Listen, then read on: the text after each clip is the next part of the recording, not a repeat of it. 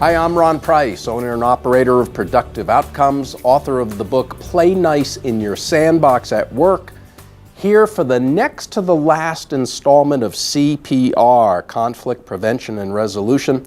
Again, want to thank Greg Allen for the great work he's doing behind the camera. We've been doing this series now for months, and Greg and I decided it's time to take a break. Actually, I'm working on my second book, Play Nice in Your Sandbox at Home, and so we'll probably pick it up in a few weeks or whenever that book is available.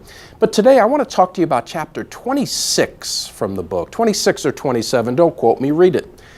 But it's called What to Do, What Do You Do When You Don't Know What to Do? In essence, it stems from an episode I had. I used to be a probation parole officer here in Farmington.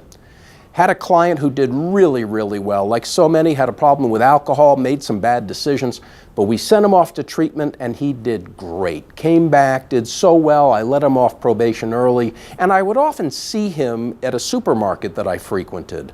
I'll use the name Buford because I don't want to give away his identity, but it was always, hey Ron, hey Buford, how you doing? And we would talk, and I was so proud of him.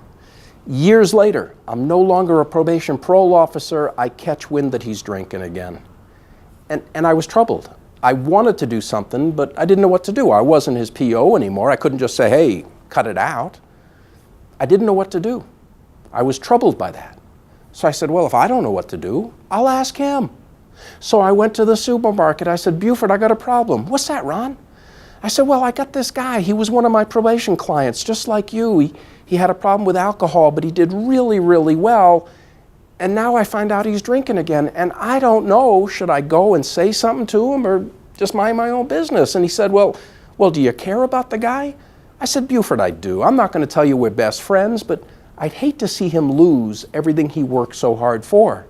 He said, then I think you should go talk to him. I said, good, here I am. And the look on his face, it was priceless. But he said, what do you mean? I said, Buford, I'm not here to rip you a big one. I've just heard you might be drinking again, and I just want to encourage you, don't do that. You work so hard and achieve so much, don't lose it. And he said, well, do you think I should go back to meetings? I said, Buford, I'm not your PO anymore. I'm not going to tell you what to do. I'm just here as an encouragement.